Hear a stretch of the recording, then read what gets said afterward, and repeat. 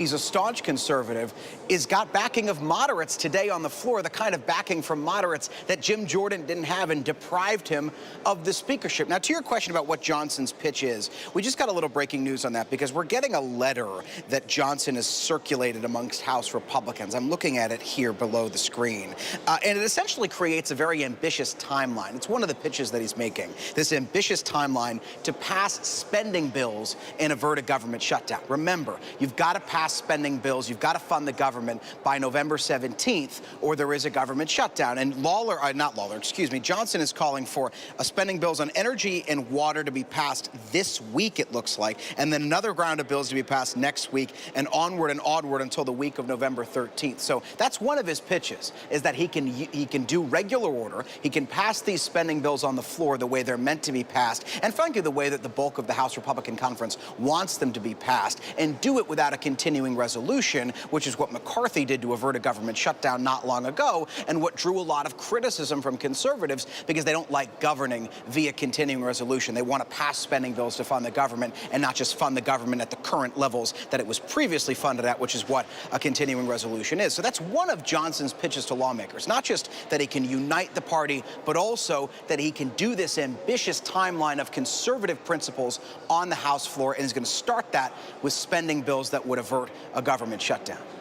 Rick, even if that all goes to plan, 22 days without a speaker, how much damage do you think that's done to the Republican Party? And if Johnson is elected, how can he try to undo that damage? Well, I think that the next move becomes important because it's been a huge embarrassment for them to go 3+ weeks. And what happened inside of that 3 weeks was the start of the war in Israel. The Hamas attack happened about just a few days after this began, and it doesn't seem to have changed the tenor or the pace of these conversations. There's a weariness right now, and I think Johnson will have an opportunity to get some things done quickly. He will feel like he's got a mandate where no one else was able to. If he's able to get past this hurdle where the others failed, I think that blueprint that Jay just referenced is going to be something he can take to his members and say, let's start delivering. And I think the sense of camaraderie that Republicans have been lacking for the last month will come back and maybe prevail. And I think Johnson has a chance to turn that around. I think by all accounts, if he's able to pass some spending bills that will show progress, I'll tell you,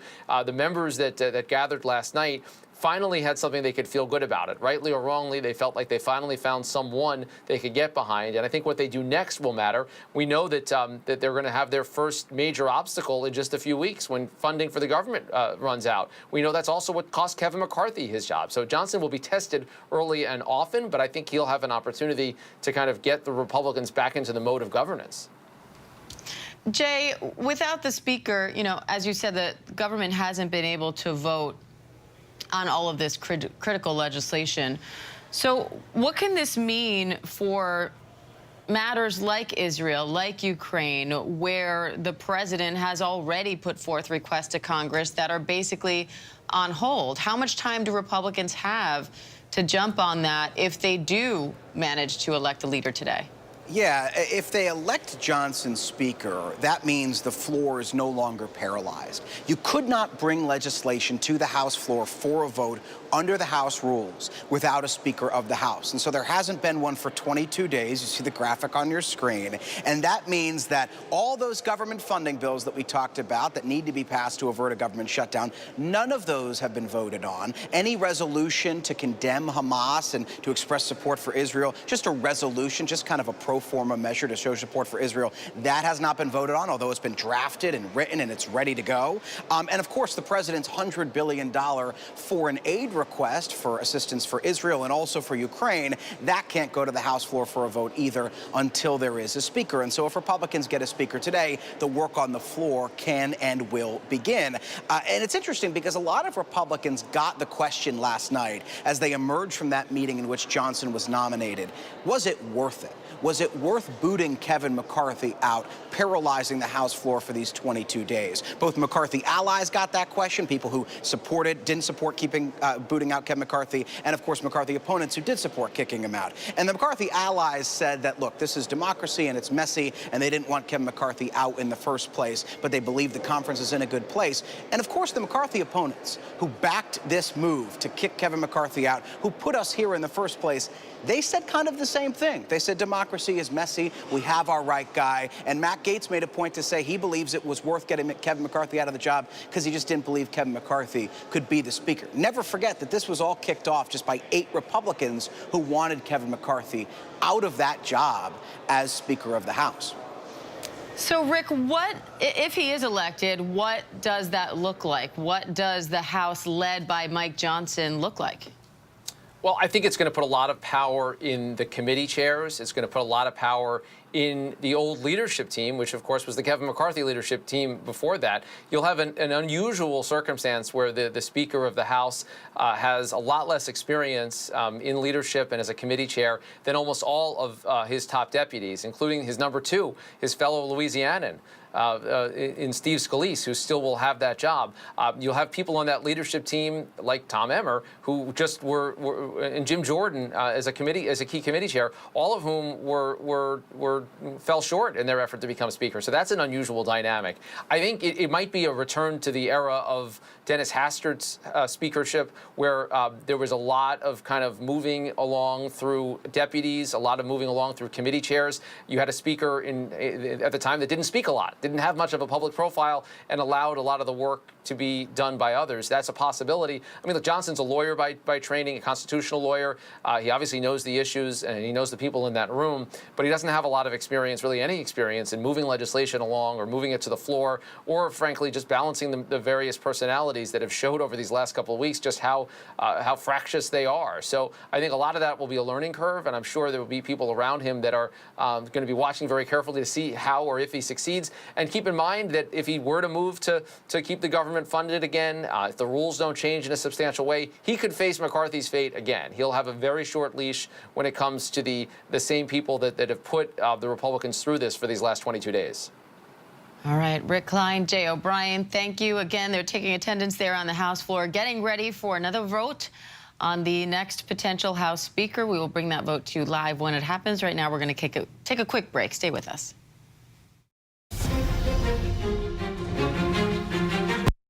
Whenever news breaks, the crush of families here in Poland. Here in Kentucky, no match for the tornado. From Monterey Park, California, on the ground in Ukraine. Reporting from Uvalde, Texas. ABC News Live is right there everywhere. From the scene of that deadly missile strike in Dnipro, Ukraine. Reporting from the earthquake in Turkey.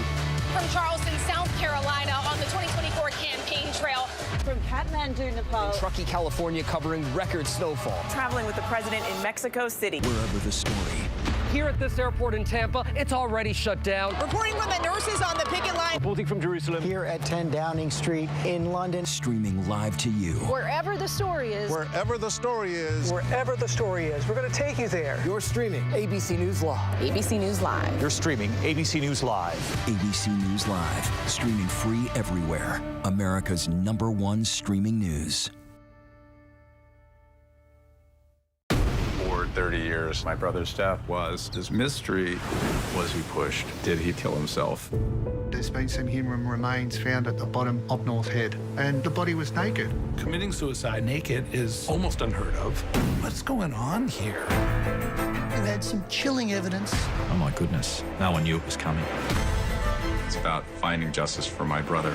Sometimes you just have to stir the pot. All right, here we go. You ready?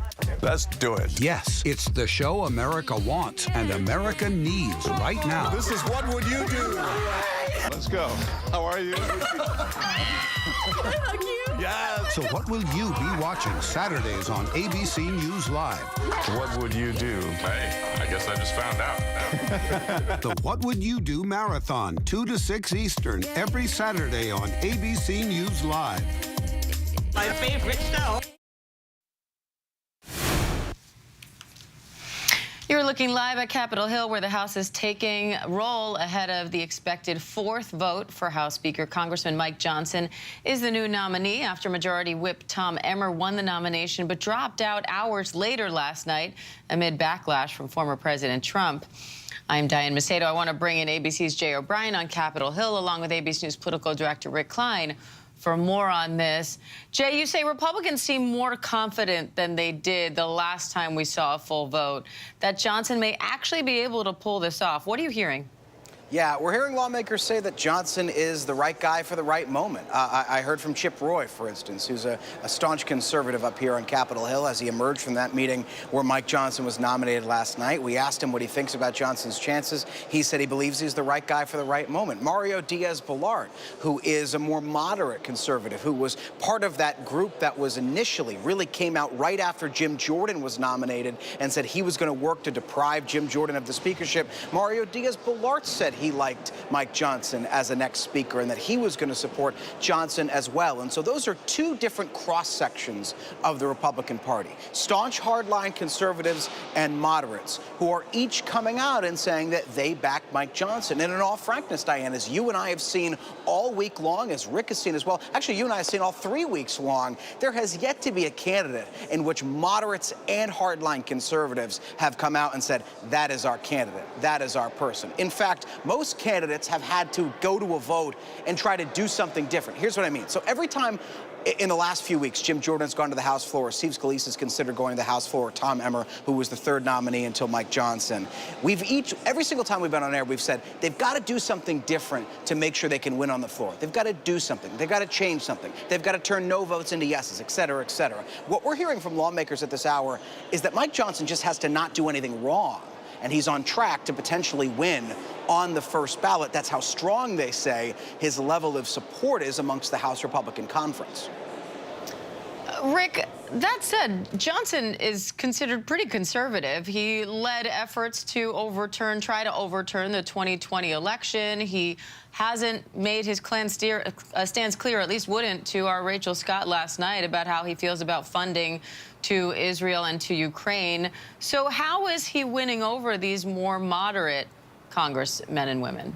Well, I think it's less about policy than it is process. And I thought, you know, his non-response last night and the fact that Rachel was booed by members of Congress for asking legitimate questions about federal support, U.S. government support for Ukraine, for Israel, and also for his position, the potential next speaker's position on whether the last election was legitimately decided. I thought that was a shameful episode for those members of Congress. It reflected very poorly on all of them, in my view. I also think that moving forward, where Johnson has to distinguish himself isn't by being, you know, more conservative, more MAGA, or any of those things. He is tightly focused on how the House should be doing its business. And that letter that Jay referenced, that's being circulated to colleagues, is enormously wonky. If you look at it, I think to most people looking at it, you know, talking about all these appropriations bills and the timelines, that is really, really inside baseball type stuff. But to members of Congress that want to reclaim the House having the power in negotiations with the Senate and the White House, that want to see a return to what they call so-called regular order, which is the basic process of knowing when bills are going to come up and under what process. He's laying out a timeline right now, not policy specifics, but just a timeline, a series of commitments about when things are going to get done that would have the net effect of having the House have some consensus to go into negotiations with the Senate and the White House to get priorities done. And that, I think, if you're looking for one broad frustration that's colored these last 22 days or maybe these last 10 months of the Republican majority, it's been a frustration of not knowing what's up, not knowing exactly where you're going to get a deal and when, and while you're waiting, allowing the Senate and the White House to dictate the terms. Johnson's trying to take that back. And if he's able to be successful in convincing his members around that, that may be enough, more than a specific policy stance that obviously you're not going to get everyone to agree on. It may be that idea of just putting the House back in a stronger position to work as a Republican majority and then to be able to work to get its priorities done and actually sign into law. That might be what gets Johnson over the finish line. Jay, it seems like Johnson's trying to use the urgency to his advantage here, not just laying out in general what a Johnson speakership might look like, but rather what the next few days and weeks would look like if he's elected today. What did you make of what he chose to put on that timeline? Yeah, he essentially wants to move the appropriations bills that would fund the government before that mid-November deadline that would trigger a government shutdown very quickly.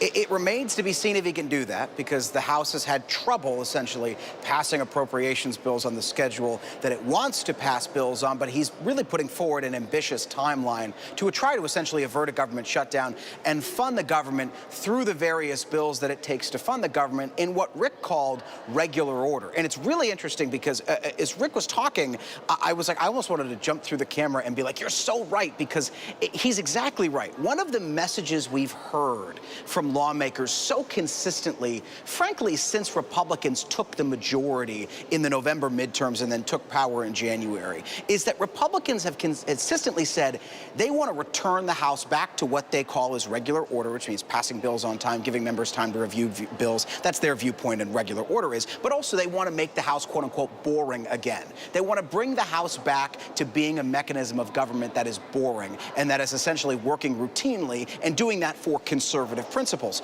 But here's the thing.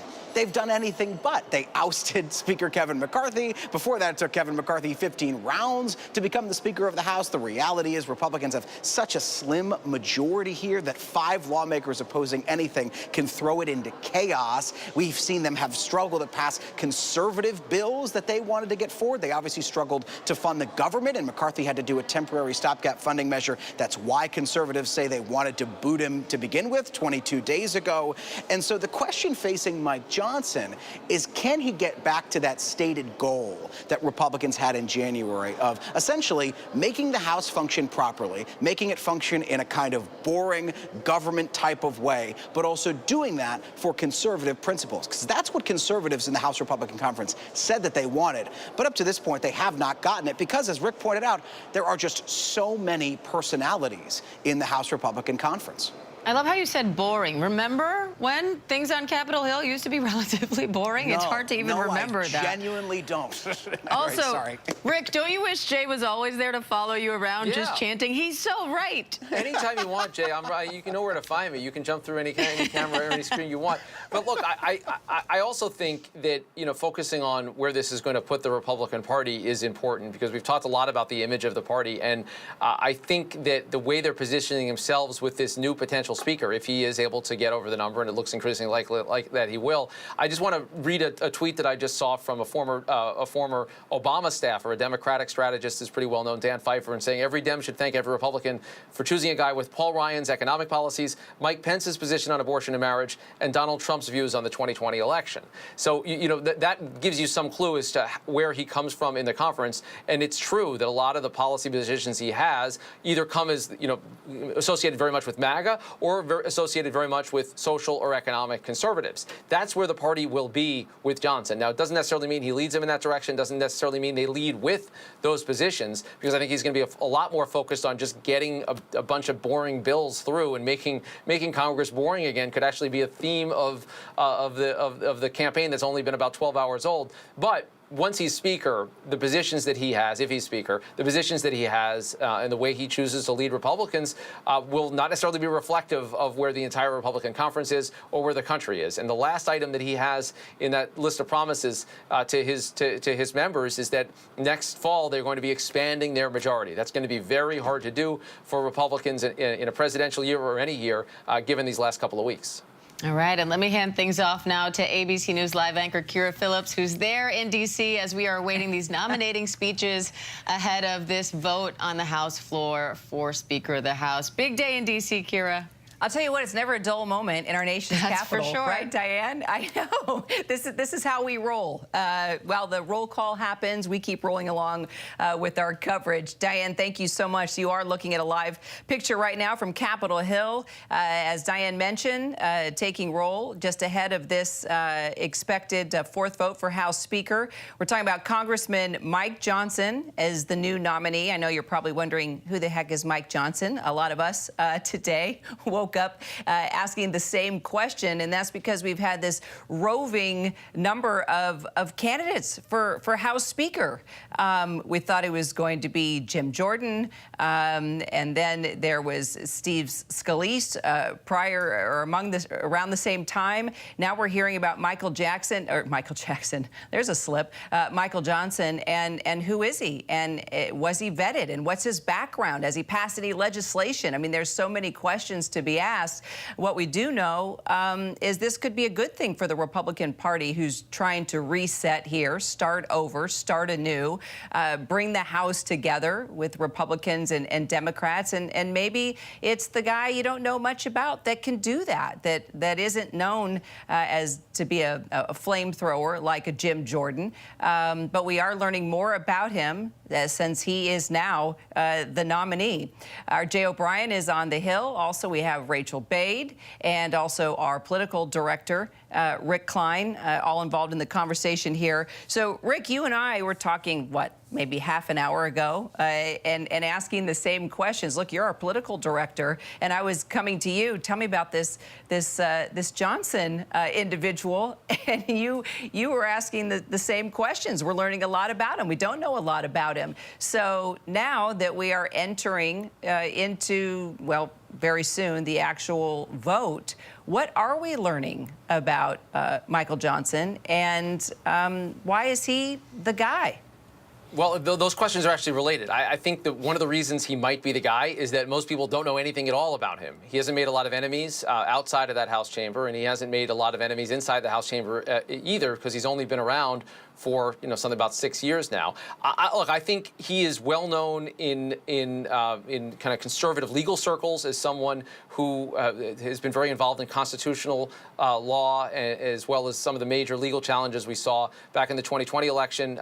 Probably best known in the national stage for leading an effort by House Republicans to try to get the court system to take some of the Trump challenges that ended up being dismissed more seriously.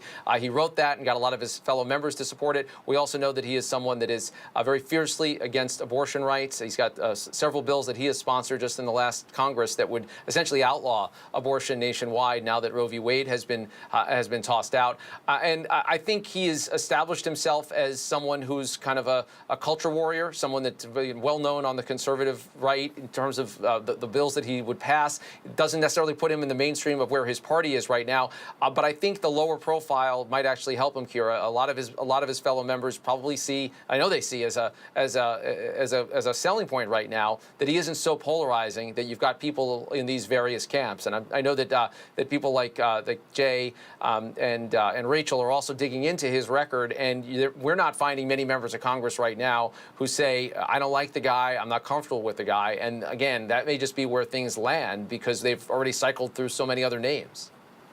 And Rachel Bade, he's a vocal supporter of former President Donald Trump. And this is, no doubt, this is helping him.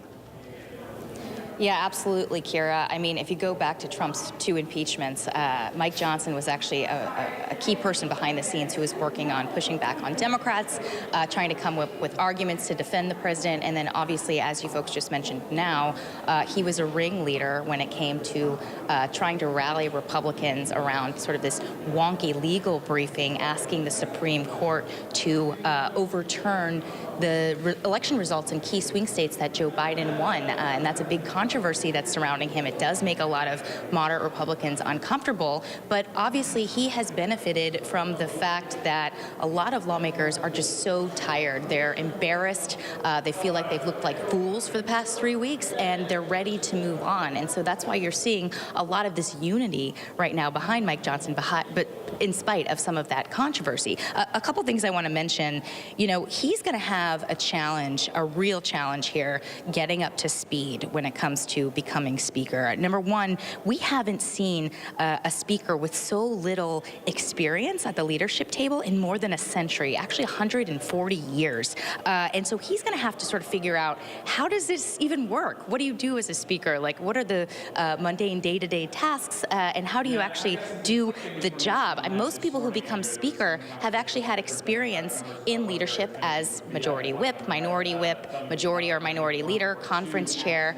Mike Johnson doesn't have any of those, so he doesn't have the benefit of actually watching a predecessor up close do the job, meaning he's really going to be a rookie at all this. He's also going to have to get up to speed on how to raise money. We went back and looked last night how much money he's raised over the past few cycles, because this is a key part of being speaker, is raising money for your party and trying to keep the majority. He's raised about $1.3 million per cycle over the past last few years. That is a very small amount compared to Kevin McCarthy, who Republicans like to say knew how to make it rain when it came to protecting and electing Republicans. So, Kira, a couple things he's going to have to get up to speed on. It's going to be life-changing for him if he wins the gavel today.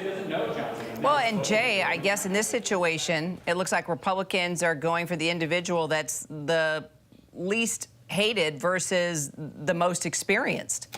Well, I mean, let's not forget, Kira, for those who haven't been playing the home game here, this is the fourth speaker nominee Republicans have had in the 22 days, you see the number on your screen, since Kevin McCarthy was ousted. And just to go all the way back, because it's worth seeing the trajectory here, Kevin McCarthy gets ousted, and then the conference nominates Steve Scalise to be the next speaker. But there are enough hardline conservatives who don't like Steve Scalise and back Jim Jordan, who Steve Scalise defeated in the conference vote, that say that they're not going to go for Scalise, and so Scalise drops out. And then Jim Jordan is the speaker designate, the speaker nominee, and enough moderate conservatives come out and say they are not going to back Jim Jordan. Jim Jordan takes his nomination to the floor, and he loses 3 times because those conservatives don't just stay together, but they actually grow their ranks. And then they go to Tom Emmer, who yesterday, just yesterday, literally this time yesterday, was the Republican nominee for Speaker of the House. Emmer's their nominee for about 4.5 hours. And it becomes clear that he has enough holdouts in the hardline conservative faction of the party that he can't get the votes on the floor. And so he drops out. And then late last night, Republicans huddle behind closed doors. They do that secret ballot process again. And only then does Mike Johnson emerge as their nominee. Again, their 4th Republican speaker nominee in 3 weeks. But the thing with Johnson that the others did not encounter that he seems to have right now is that after that meeting last night when he was nominated, Republicans of all sections of the conference, all sections of the party, came out and said that they would support him on the floor. The hardline conservatives came out and said they would back Johnson. The moderates came out and said they would back Johnson too. Nobody voted against Johnson's nomination on a roll call vote behind closed doors last night. There were some who were not there, about 20 or so who were just absent, and then about 3 who voted present, at least one of whom has said he's going to vote for Johnson on the floor today. And that is what is giving Republicans this sense of optimism that Mike Johnson might have the votes to pull this off today. And frankly, they say he might have the votes to pull this off on the first ballot, which is just moments from now, Kira. All right, we're bringing our Terry Moran into the conversation now because it's going to be a long day, Terry Moran. And maybe a successful one. We've been covering this for a while. And Jay, I guess you camped out there in the halls of Congress. But let me ask you, is this a result of exhaustion and embarrassment? Or does he have something that's right, that's the special sauce for the whole Republican caucus?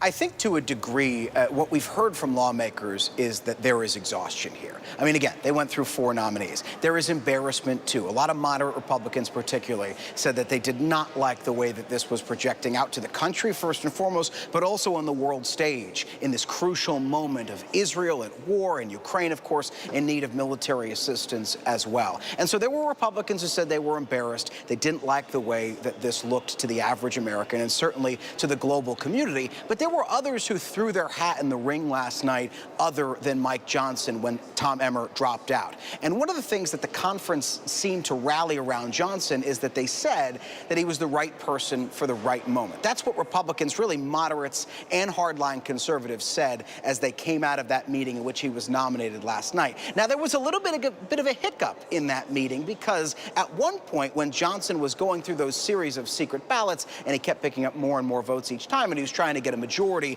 on those secret ballots to become the nominee, there was a faction of Republicans who were voting for other, which means a lawmaker who wasn't in the running. And according to sources in the room, particularly on that 3rd ballot, there were 44, if I recall correctly, other votes, and 43 of them went for Kevin McCarthy. And so at one point last night, there was this moment of tension where lawmakers came out from behind those closed doors. They were taking a quick break, and one of them grabbed me by the shoulder in the hallway and went, "What's McCarthy trying to pull?" They thought McCarthy was trying trying to mount a comeback. And in fact, according to sources, McCarthy had floated this idea of perhaps coming back as a kind of a speaker with Jim Jordan as an assistant speaker, but that didn't get much traction last night, as we see, because now Mike Johnson is the nominee, and he looks on track, if all goes according to plan, to win the nomination today. So look, it wasn't all sunshine and roses last night, but certainly after Johnson became the nominee, we saw Republicans seemingly coalesce around him. Even the visual picture in that room when Johnson had that press conference last night, Republicans flanked him on all sides, and it was meant to demonstrate that they were firmly behind their candidate, and they believed that he was on track to be confirmed on this vote. Just looking to what Johnson said once we found out that we were going to be in this situation today.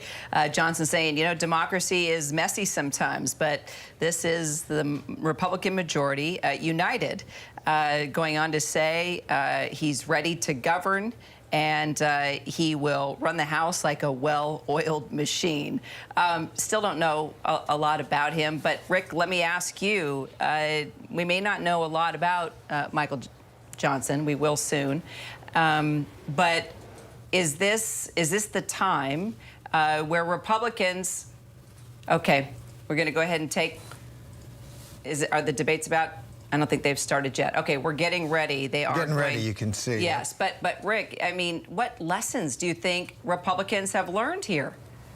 Well, they may want a speaker who doesn't do a lot of speaking and doesn't, frankly, do a lot of kind of overt leadership, that puts things in place to allow a process where they can get things done and doesn't try to manage people or lead people that don't want to be led. I feel like the biggest lesson of the last month is that Republicans really don't want to have someone that leads them right now. And that is hard to do. It's hard to do under any circumstance. It's hard to manage a group that doesn't want to be managed. And I think this whole episode has shown that, because we've seen name after name of people that have been around for a long time come forward, and the Republicans came out, the same kind of show of unity. We've got our person, and then a small group was able to derail it time and time again. So now to fall back on someone who was almost anonymous politically 24 hours ago and say that you're about to entrust him with the vast powers of the speakership, I'm tempted to say that he'll have a short leash, but I really think he'll understand those lessons as well, and he'll be kept to the promises that he's putting on paper. The desire for Republicans to become relevant again in Washington, the desire for Republicans not to be embarrassed, as they have been by themselves over the last couple of weeks, might be the most powerful unifying force they have. But thank you, Rick. Let me go to Rachel on that question Rick was raising about leadership and the powers of the speaker. The great speakers of the House that we remember going back to, Henry Clay and most recently Nancy Pelosi, they get stuff done, right? Okay, there we go. There's Elise Stefanik, who's going to nominate Congressman Mike Johnson. I rise today to nominate the gentleman from Louisiana, Mike Johnson, as Speaker of the People's House.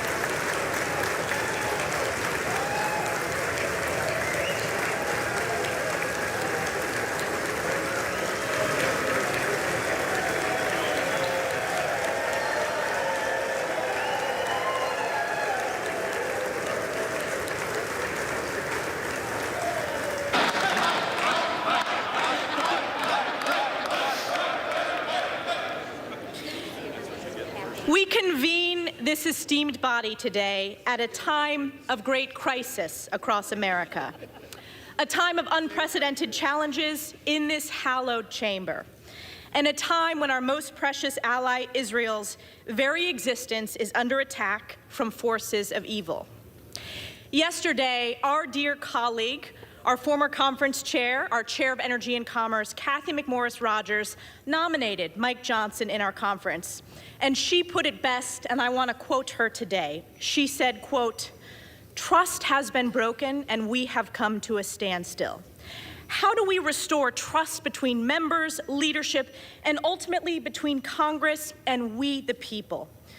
Cathy went on to say, "There's a sense that it cannot be business as usual." She went on to note, above the Speaker's chair in the House chamber is our nation's motto, "In God we trust."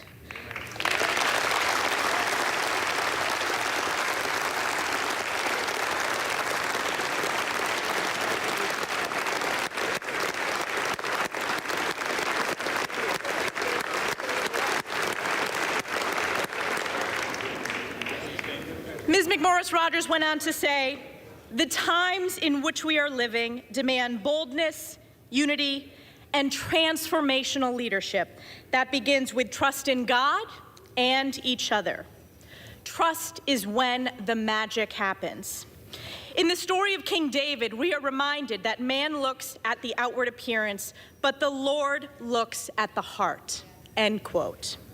Today is the day that House Republicans will humbly look in our hearts and elect Mike Johnson as Speaker of the People's House.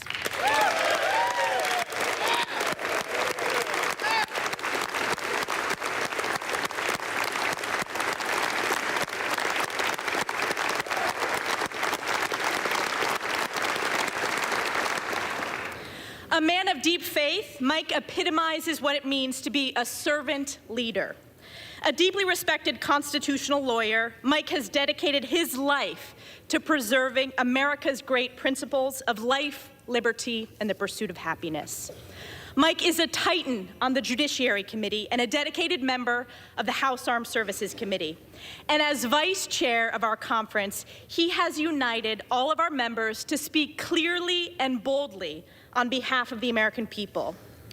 A friend to all and an enemy to none, Mike is strong, tough, and fair, and above all, Mike is kind. And at this very moment, this Republican conference knows that we live in perilous times and the American people are hurting. Families are struggling under the pain of inflation caused by reckless far-left spending, unable to afford groceries, heat, or gas. We have an inhumane open border with millions illegally smuggled and trafficked, and tens of thousands of children lost in the chasm of the incompetence and negligence of the Biden administration. Israel is under attack by Iranian-backed Hamas terrorists committing atrocities, with Israelis suffering the bloodiest days in modern memory. Crime is skyrocketing on our streets, while there are vicious calls from the left to defund our great men and women in blue. American energy production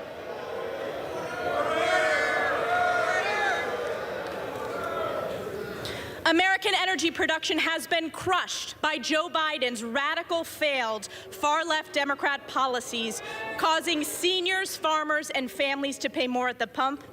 And Americans fundamentally understand that the federal government has been illegally weaponized against we, the people, shredding the Constitution, targeting conservatives, parents,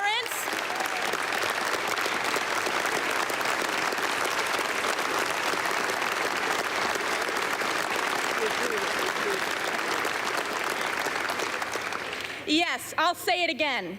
The federal government has been illegally weaponized against we, the people, shredding the Constitution, targeting conservatives, parents, and even Joe Biden's top political opponent. The people are looking to this great chamber to save America, and save America we will.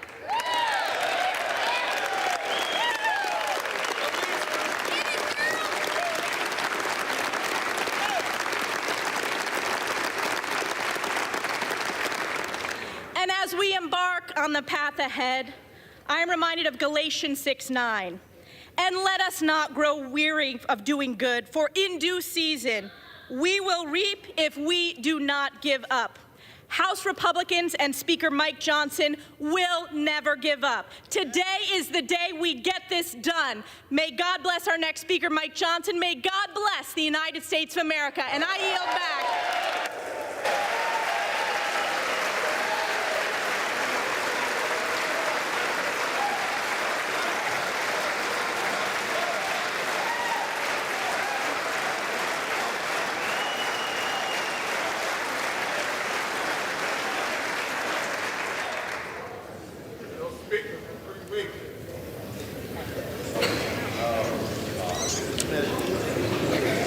The chair recognizes the gentleman from California, Mr. Aguilar.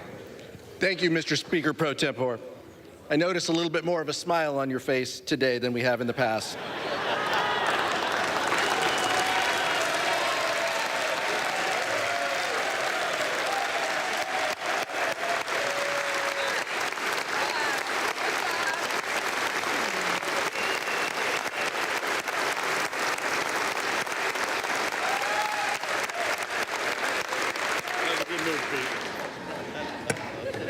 Mr. Speaker, I rise today at the direction of the Democratic caucus to place into nomination for the position of Speaker of the House of Representatives, the Honorable Hakeem Jeffries from New York.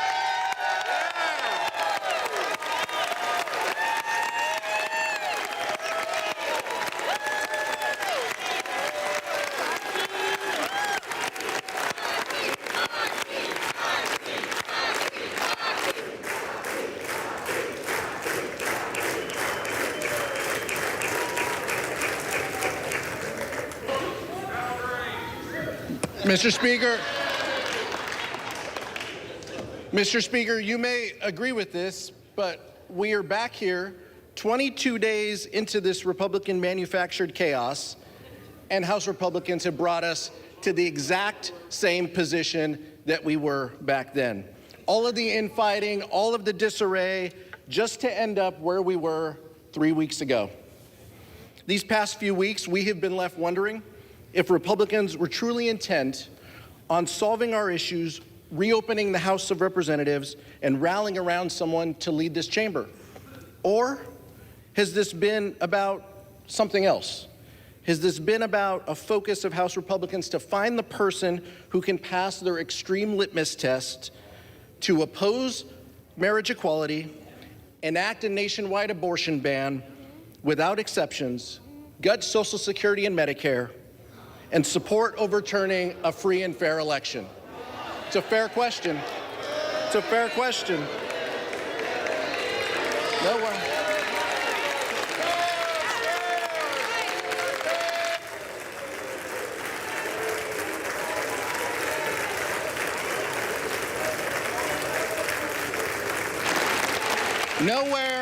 Nowhere in that candidate questionnaire is it about growing the middle class, helping our communities, keeping the cost of health care lower, and making life for everyday Americans better. The gentlewoman from New York said it right. This has been about one thing. This has been about who can appease Donald Trump.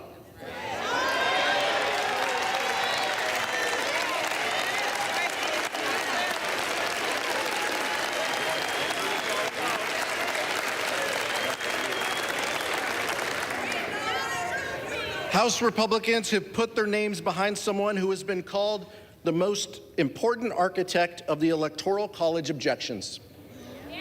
He's spearheaded, that's fair, we know how you feel. Yeah, you've made that clear. He's spearheaded the legal effort, joined by more than 100 of our colleagues on the other side of the aisle, in support of a dangerous and baseless lawsuit to overturn the results of the 2020 election. On the eve of January 6th, some of my Republican colleagues even called this a failed strategy. Yet those same individuals plan to stand right next to him today.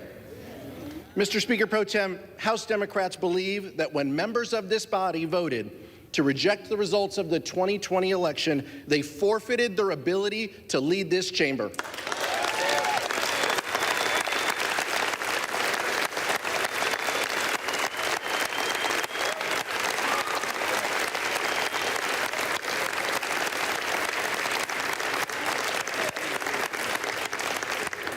On this side of the aisle, we know what leadership looks like. Hakeem Jeffries has never turned his back on the will of the American people. The son of two social workers, he's always stood by the side of working families. The most pressing needs of everyday Americans are his North Star. He believes that everyone in America should have the opportunity to get ahead and achieve their version of the American dream. He believes that access to affordable health care is a right, not a privilege. He believes that reproductive freedom must be guaranteed, not stripped away.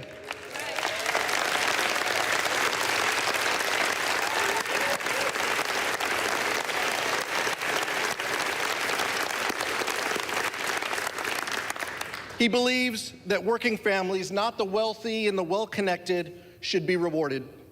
He believes in growing the middle class so that everyone can succeed. He believes that our schools and our communities should be safe and free from gun violence. He believes that investing in public schools, not depriving students of fact-based education by banning books.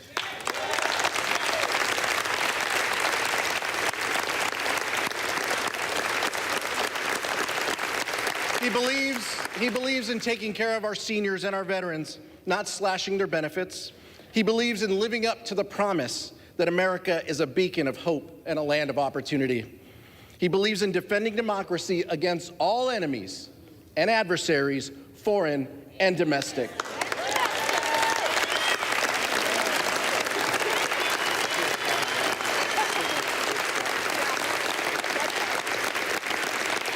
He believes in standing by our allies, Israel and Ukraine.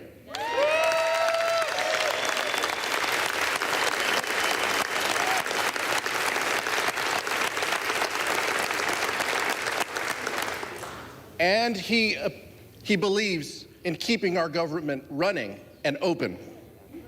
Let me be clear. This is not just a belief system. Leader Jeffries has the track record to back it up. He is certainly a far contrast from who Republicans have nominated, with or without their votes, to nominate today. But if House Republicans choose, they can still join us on a bipartisan path forward. Let's come together to fund our government, support our allies abroad, and deliver for working families. End the chaos, end the dysfunction, end the extremism. Let's open up the people's house. I yield back, Mr. Speaker.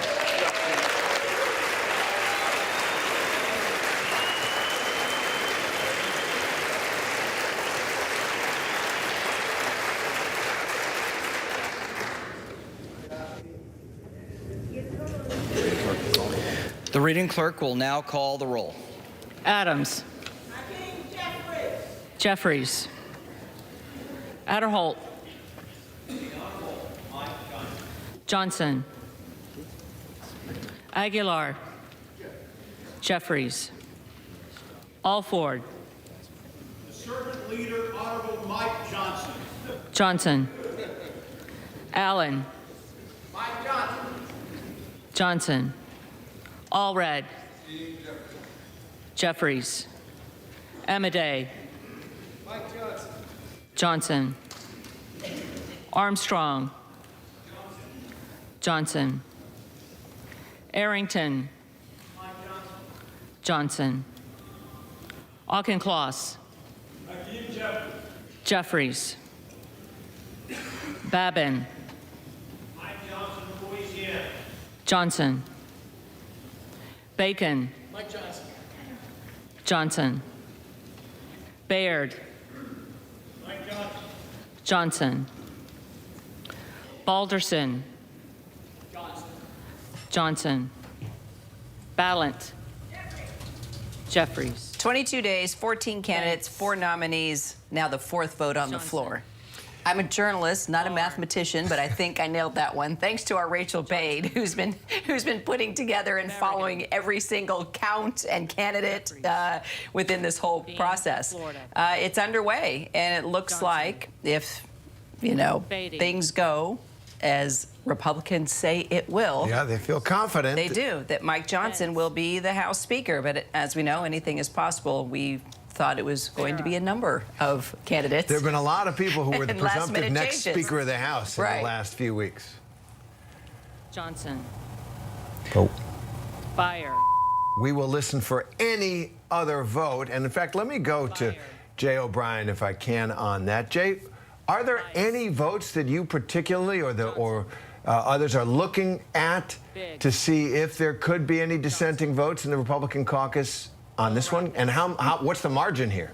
No, I hate to say it like I'm not doing my job, guys, but usually going into these votes, even going all the way back to Kevin McCarthy, going those 15 rounds to become Speaker in January, we had a sense of who the holdouts were. We had a sense of who the no's were. They came out and they told us, I'm a no on this person because of this reason. We encountered it just recently with Jim Jordan. And no one has come out to us and said that they're a no right now on Mike Johnson. And just to underscore that, we're already at the... Let me hear the vote. Was that Boebert? We're in the B's, mid-B's, a little bit going towards the C's.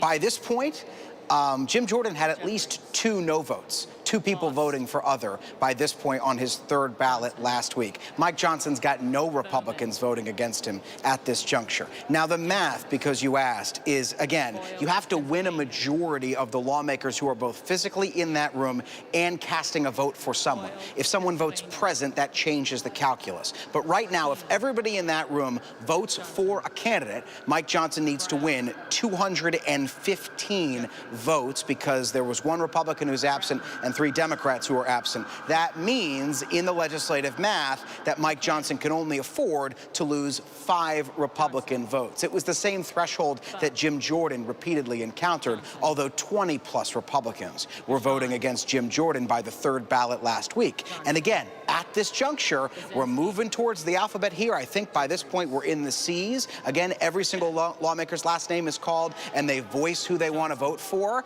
Johnson has no one voting for someone else right now, or no Republicans voting for someone else. So it puts him in a very good place, guys. So, Barbara Comstock, we're bringing you now into the conversation here. All morning, we've been asking ourselves, who is Representative Mike Johnson? Do you know him, know of him? Give us some context, whatever you have. Caraballo. Jeffries. Oh, either we don't have your mic up or you need to unmute there, Barbara. Cardenas. He go. just came into Congress in the 2016 election with Donald Trump, so he's very green. But he's basically Jim Jordan with a jacket, you know, and those Harry Potter-like glasses. And he has, you know, I don't know if you put the record up against Jim Jordan's, it's probably 90-something%, very close to Jim Jordan. He's voted for the government shutdowns. He's for a lot of those extreme budget cuts. He was really, you know, the way he came to prominence was he fancies himself a constitutional lawyer, which he really just worked on constitutional issues that have to do with social issues. But he wrote that brief that he worked with to support Ken Paxton's brief to the Supreme Court. It was an election-denying brief that was a last-ditch effort in December of 2020. It was laughed at by most constitutional scholars, and in fact, the Supreme Court threw it out in 3 days, didn't even look at it. But significantly, Mike Johnson sent around emails to his colleagues saying, hey, I'm going to show a list of this to Donald Trump, to President Trump, so you want to have your name on this. In fact, you know, my friend Adam Kinzinger said he really remembered kind of being shaken down on that. And initially, Kevin McCarthy's name was not on that list. And of course, Kevin got shaken down to be on that list because he said he wasn't going to be on it, and he was. So while he may be more polite, a little bit more quiet, he is every bit the conservative that Jim Jordan is, but he's been quieter about it. Of course, he's not a fundraiser, which you need.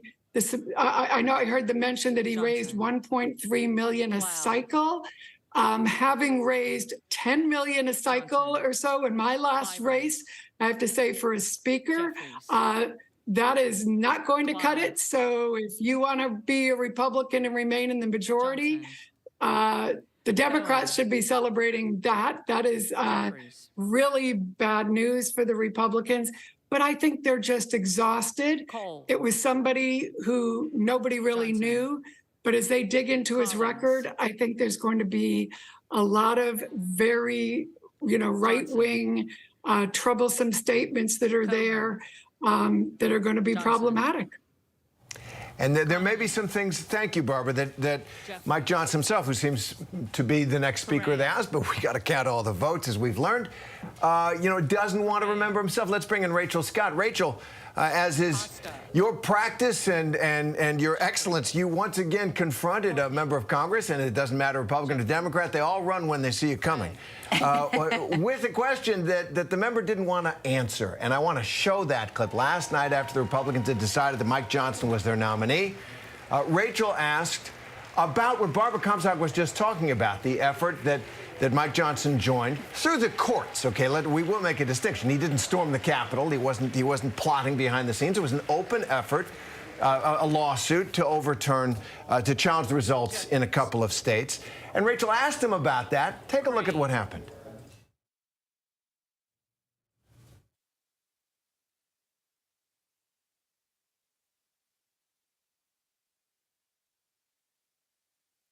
It's coming. We're told. Here we go.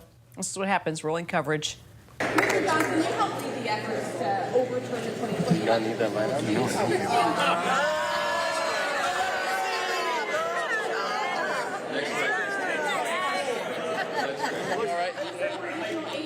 You've asked your question. You're asking a question. Go away. We're not doing policy tonight. Any other questions? All right, well, as Rachel, as I told you, there's a good rule of thumb in journalism that it's a sure sign that you have asked the right question when the powerful person that you're asking it and his buddies try to shut you up and shut you down. Yeah. That's an indication that you hit a nerve and did it right. But what do you make of that? Look, this is on the record, and as I say, it's not like he was storming the Capitol or anything like that. It was a lawsuit that he apparently, and you now have the distinction of being told to shut up by a member of Congress. That's Virginia Fox there with that line. Which, by the way, was out of line, inappropriate, and rude. Gross. Yeah, gross. It was gross. So this is either something they're very proud of in some rooms and very ashamed of in others, or they just didn't want to talk about. What did you make of that moment? And it was definitely whiplash from the previous nominee, who was Congressman Tom Emmer, who voted to certify the 2020 election results. And obviously that landed him in a lot of trouble with former President Donald Trump and his close allies, who ultimately led this pressure campaign to get him to drop out of the race. And that's exactly what we saw. Emmer was in the race for about 4 hours. He dropped out after the former president came out against him on his social media platform. And then now you have Congressman Johnson nominated to become the second in line to the presidency. This is someone who helped lead the efforts to help recruit members in a push to overturn the 2020 election results. And so I thought it was a fair question to ask him if he stood by that vote. Earlier today, as he headed to the floor, I also asked him if he accepts that Donald Trump lost the 2020 election. He did not answer that question. He ignored it, making his way to the floor, saying that he's here to unite the conference. But we will certainly keep asking this question, because it's important to know where the potential leader of the House, where the potential leader of the Republican Party stands on this very critical issue as we head into another election cycle where the former president is now the front runner for the Republican Party and still pushing false claims, guys. Yeah, exactly. False claims. And you do think of that position as House leader, still denying that the election in any way, shape, or form was fraudulent. We know that it wasn't. We know that Biden won fair and square. And I think, and Rachel, as you continue to ask that question, you will have the kind of uncomfortable vultures ready to attack you, because they know it's a legitimate question and it needs to be asked. And it's like a trigger point still here in our country and among Republicans. And when you have the former president, Donald Trump, as the lead runner here, or the front runner with for the White House in 2024 at this point, and still is saying that the election was rigged in every way, shape, and form, it's going to get the party riled up. And I guarantee you, behind closed doors, more than half, if not all, of those representatives would tell you, yeah, I know. They're politicians. Yeah, they exactly. can count. They can count. They know who won, they know who lost, but Donald Trump doesn't want to admit it, but it is a perfectly legitimate question that she got shouted down for. And as I say, that's a sure sign you're onto something. And if you look at this memorandum came out, you and I were looking at this. The DNC put out this memo talking about the concerns surrounding Mike Johnson. 4 points they made. Johnson was a leader in the fight to overturn the election and subvert our democracy and push the Republican colleagues to get on board. Well, Republican colleagues that we saw there surrounding Rachel and her legitimate question. Number 2, Johnson is an anti-abortion extremist who backs a national abortion ban. Number 3, Johnson supports the most extreme, unpopular parts of the MAGA agenda, including slashing Social Security and Medicare. And number 4, Johnson is a key member of Trump's inner circle, set to do his bidding in Congress instead of prioritizing the issues Americans care about. Barbara, your response to this memo put out by the DNC and the concerns they have about Mike Johnson as House Speaker. Fulcher. Yes, well, I thought it was really interesting that this week, while, you know, co-defendant after co-defendant in the Trump cases, they're pleading guilty to lying about the election results. You know, Jenna Ellis and Sidney Powell and Cheeseborough, they're all lying, saying, yeah, we knew the election wasn't stolen. We lied about it. They're pleading guilty now, agreeing to cooperate. So at the very time that they are admitting that this was all a fraud, that makes what the question that Rachel asked that much more appropriate. And I have to say, you know, she was so calm and appropriate to ask that question, just like when she's asked those tough questions of Putin. And it was so inappropriate for those, my former colleagues, to have behaved in that way to her. They owe her an apology, and they owe answers on why, you know, because Johnson was also talking about the Dominion machines being wrong. And of course, Fox has paid $800 million about those lies. Goldman of New York. I mean, that is, as we said, a legitimate question. I want to go back to Rachel. Let's get down. I know you're not comfortable being in the spotlight, but it was a moment that is telling and newsy, and that's why we're using it. Now let's go to your reporting. What are his priorities? Does he have his own priorities? Obviously, as head of the Republican Study Committee, he's looked at a lot of issues. You look at what the document that he produced as head of the Republican Study Committee, it does talk about cutting entitlements like Social Security and a national abortion ban. But as Speaker, he's got to ride herd over that caucus and try to get the business of the people of the United States done. Have you got a sense of what kind of speaker he might be? Yeah, and Terry, let me just start by saying I so appreciate the kind words and the support from colleagues like you and Kira on what happened last night. You know, there is a lot of questions about what sort of agenda, what the top line is going to be from Congressman Johnson. And to be honest, a lot of Republicans here on Capitol Hill, even those in the Senate, quite frankly, told reporters today that they had to Google his name because it wasn't someone that they were familiar with. So this is someone that is little known, that now could potentially be now the second in line to the presidency. And also in that press conference yesterday, I tried to ask him his stance on whether he supports additional aid to Israel and Ukraine. We know that President Biden is now asking Congress for about $100 billion in additional aid to both Israel and Ukraine. And he told me that he didn't want to talk about policy at this moment. But again, these are going to be real decisions that he is going to have to make. And I can tell you the Republican Party is bitterly divided on whether or not they want to provide additional funding to Ukraine. Most here see support for backing additional funding to Israel. But there are still big questions about what exactly he'll push forward here. And just looking down at the vote tally, it's pretty amazing to see now that we're heading to another day of voting. Look at this tally here, 92 Republicans backing Johnson. Harshbarger. Looking good. Rachel Scott, thank you very much. I know you'll continue reporting up there and stay low, as they say. All right, Jay O'Brien, as you covered the Hill for us and have been monitoring this since late last night into the morning, let's talk more about just what Republicans have been saying about Mike Johnson, why they rallied around him, what happened behind closed doors late into the night until today, how they've come together to support Johnson. I mean, you look at various comments out there from Carlos Jimenez, Republican of Florida, saying that Mike is a straightforward leader who can unite us as Republicans. Republican Chip Roy saying he's the right guy at the right time.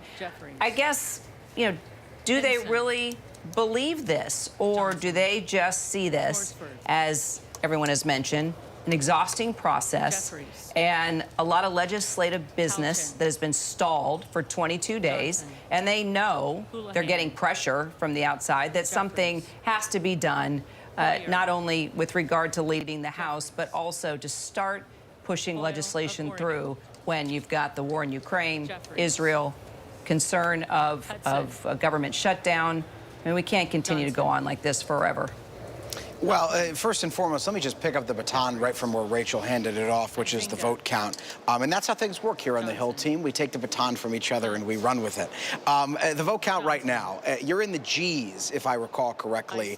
We might have just gone into the next letter. Again, every single lawmaker, their name is called, they say who they want to vote for. And at this point in the G's for Jim Jordan last week, he had about a half dozen no votes, if not more. Mike Johnson has nobody. You'd see a Republican voting against Mike Johnson if you had a number in that other column on our screen there, and there's no Republican backing anybody other than Mike Johnson, to your point about the unity right now that you're seeing amongst House Republicans. Case in point, Tom Emmer, who was the Republican nominee for Speaker just around this time yesterday before he realized that he just didn't have the votes to win on the House floor and dropped out, which made Mike Johnson, after a period of secret balloting last night, the nominee. Even Tom Emmer just voted for Mike Johnson, and there was applause in the room when he did so. Matt Gaetz, who's been a frequent thorn in anybody who's in Republican leadership's side, he voted for Mike Johnson. So you're seeing the different factions of the House Republican Conference.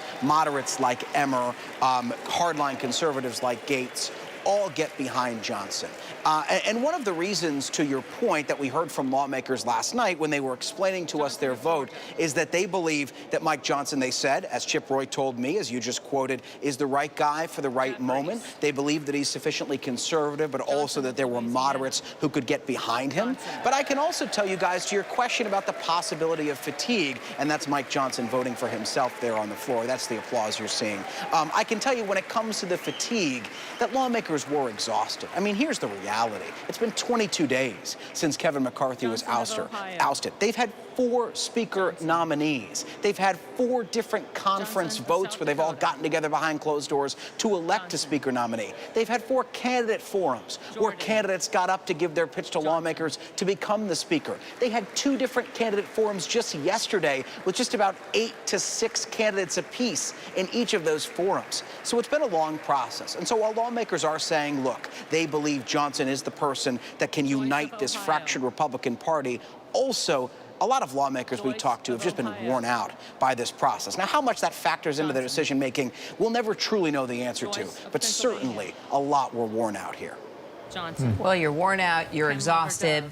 You end up rallying around somebody you don't know a lot about. Probably even House members don't know anything about Mike Johnson. And Barbara, you pointed out that your concern is, if indeed he is elected as House Speaker, that as a country, we're going to start to see some surprises on things that he has supported, written about, pushed for. And we saw a moment, just a little bit there, where we saw a bunch of cheering and a bit of commotion, and that's when Angie Craig, Democrat of Minnesota, took a swipe there at Representative Mike Johnson, who apparently has had a long track record of opposing same-sex marriage and LGBTQ rights. And so she said, "Happy wedding anniversary to my wife." Hakeem Jeffries yelled that, and then most Democrats stood and cheered, while apparently Johnson kind of fidgeted there in his seat. This coming to us from one of our producers there on the Hill. So you've got Minnesota's first openly gay representative already making a little commotion. Is this just a little peek inside the surprises, Barbara, that you were talking about, that we may see if he becomes our House Speaker, and not knowing a lot about him and his track record? Jeffries.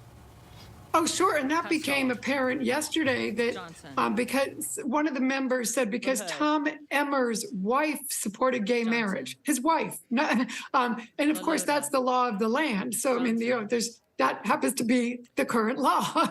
But because his wife supported current law, he wasn't going to vote for it. And this is how ridiculous this got. But also, I'd point out on issues like Ukraine, very important national security issue.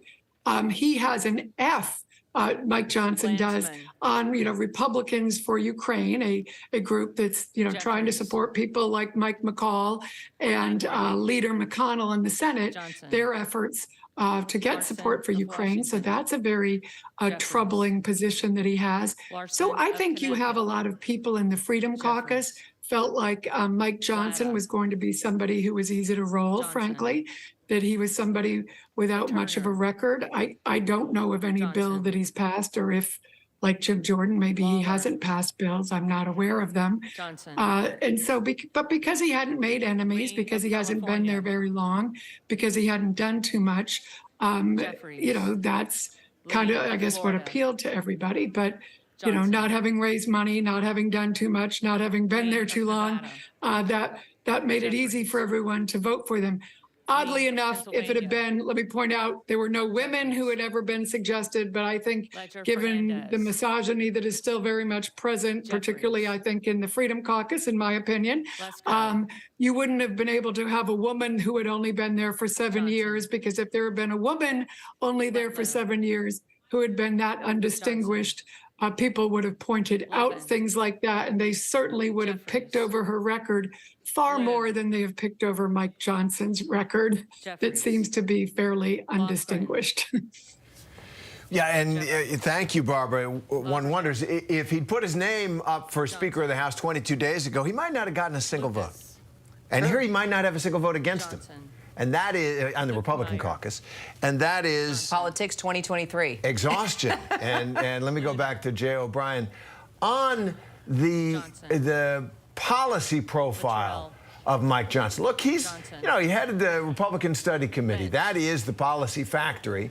Lots of ideas, and a lot of them are probably going to be, taken by the Democrats and say, America, you don't want to cut Social Security like the Republican Study Committee under Mike Johnson proposed.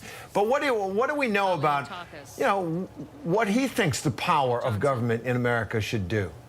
Well, that's a really interesting question, Terry. Obviously, we've talked about his involvement in the former president's attempts to overturn the results of the 2020 election. But also, Mike Johnson is a fierce opponent of abortion rights. He's backed consistently legislation that would effectively outlaw abortion. Louisiana, his home state, and he wasn't involved in crafting this legislation, but Louisiana bans abortion with limited exceptions. He also had a very memorable exchange with a person who's on the board of a reproductive rights group in a hearing on Capitol Hill, I believe a year ago, where he talked about how late in a woman's term of pregnancy there could be an abortion, and the individual on the board of that reproductive rights group says, what you're talking about doesn't happen, and Johnson said he believes that it does. One more point, Terry, as someone who covers the Supreme Court for us, that you might find interesting is that Mike Johnson, first and foremost, he has a podcast, and he's a deeply religious evangelical Christian. And so on that podcast, he talks about various policy issues. And he said on that podcast recently, in an episode that was recorded just about a month ago, that he does not believe in the separation of church and state. He doesn't believe in the legal separation of church and state as the Supreme Court has deemed it. I'll quote him directly here. He says, "The founders wanted to protect the church from an encroaching state, not the other way around." Which, Terry, you know better than anybody, is the opposite of what the court says. The court says that the Establishment Clause in the Constitution, in the First Amendment, creates a firewall between church and state both ways. That's what Hugo Black decided, right? Mike Johnson doesn't see it that way. And it's just an interesting insight into the policy positions of the person who's now going to be the most powerful Republican in the House of Representatives, potentially the most powerful Republican on Capitol Hill, because Republicans don't have the majority that they have in the House, in the Senate. Yeah, that's fascinating, Jay. I will say, I think that first, the separation of church and state, that's a line from a letter that Thomas Jefferson wrote. It never appeared in the Supreme Court opinion. And I'd also say that while Mike Johnson, he is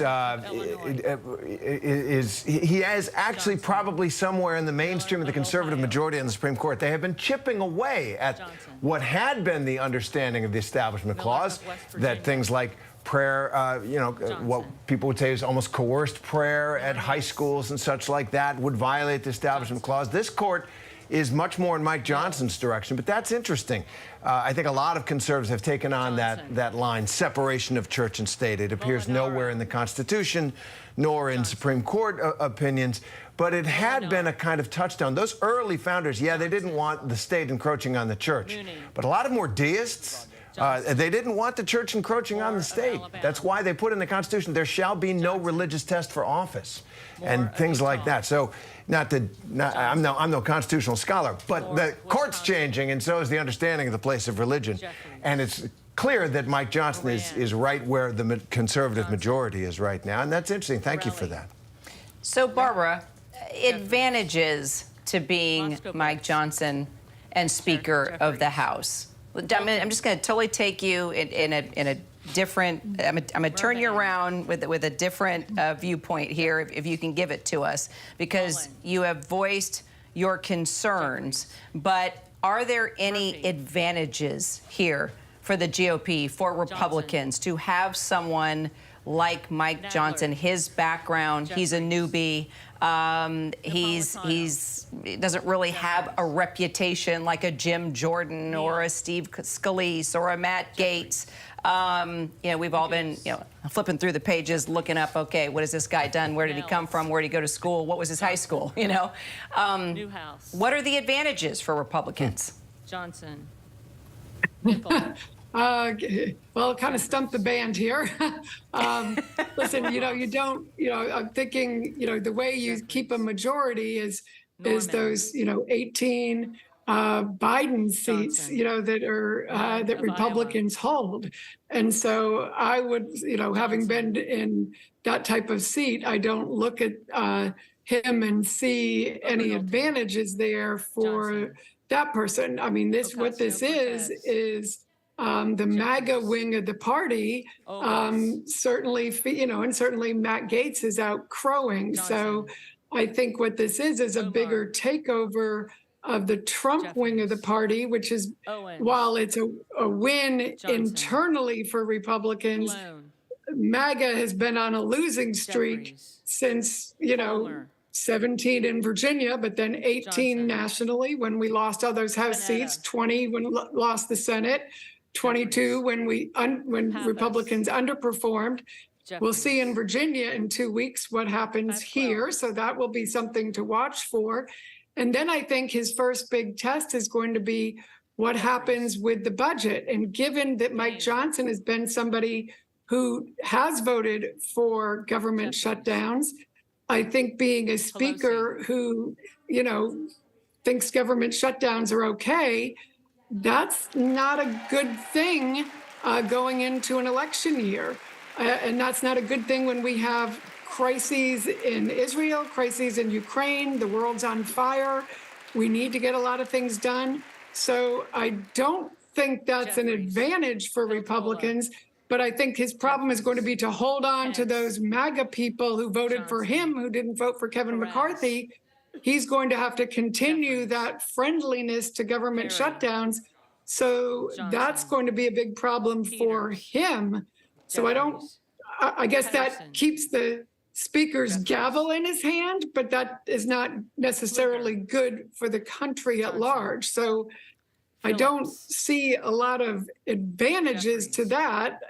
I mean, maybe an advantage to Mike Johnson being a weak speaker and holding on to a gavel such that it is, but I don't see where that really, you're only a winner if you hold on, do good things for the country, and you hold on to the majority for Republicans. That is true. And Barbara, a blast from the past there that I'd like to take to Jay. Jay, Barbara mentioned Kevin McCarthy. Remember him? I don't know. I think Matt Gaetz is thinking, maybe I shouldn't have led this rebellion and just let Kevin McCarthy stay in as House Speaker. Well, and I bring up Kevin McCarthy because he's the most recent Speaker of the House.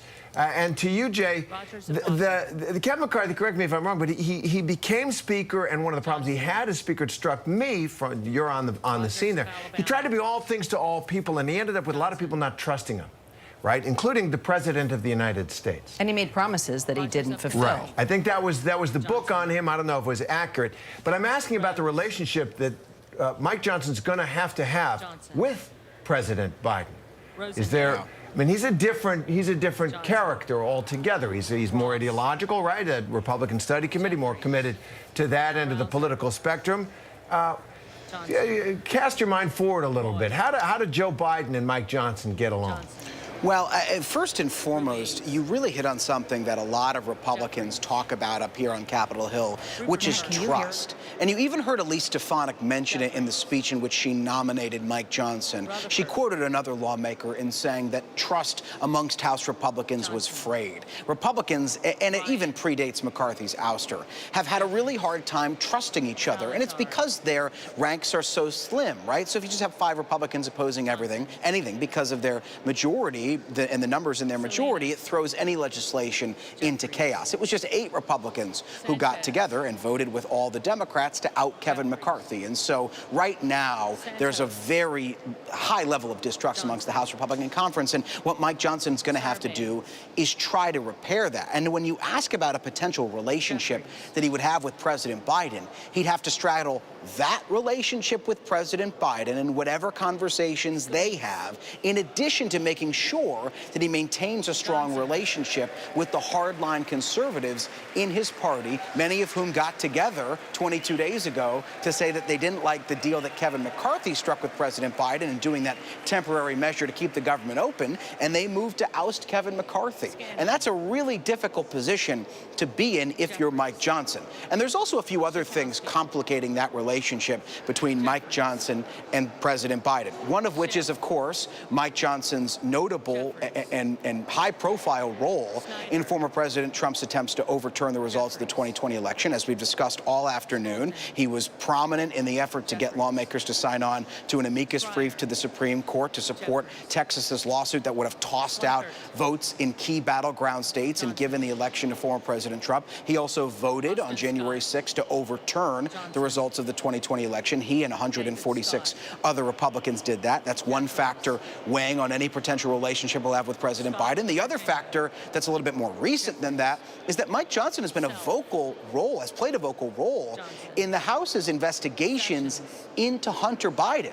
He's on the House Judiciary Committee. He has a prominent role on that committee. And in fact, if you can think back to a few weeks back when Merrick Garland testified here on Capitol Hill and got that grilling in front of the House Judiciary Committee, the first person to ask him questions after Jim Jordan was Mike Johnson. And he asked Merrick Garland a series of questions about the Hunter Biden investigation. And now you have someone deeply involved in the ongoing impeachment inquiry into President Biden, now set as the potential next Speaker of the House. Yeah, that is, those are going to be tensions for sure. And I just want to quickly follow up with Jay, if I may. Is that good? Oh, absolutely. I just want to say that President Biden is supposed to be speaking any moment now. And he, as you know, he's meeting with the Australian Prime Minister. When that happens, we're going to take that as we follow this as well. There we go. There's our live shot from the Rose Garden. Yes. So when he starts speaking, we're going to take it. Go ahead. I'm sorry. The President and the Prime Minister of Australia will go straight to it. But Jay, I just want to ask you about what you told. The same challenge, as you point out, exists for this speaker, Mike Johnson, looking like he's well on his way, as Kevin McCarthy had. And I wonder, will Matt Gaetz and what McCarthy called the Crazy Eight, who dislodged him from the speakership, are they pacified by this? I mean, or perhaps daunted by it? I see you actually have a guest there, so I will throw you to the guest on the understanding that if the president starts talking, we're going to pull out. Yep. Yeah.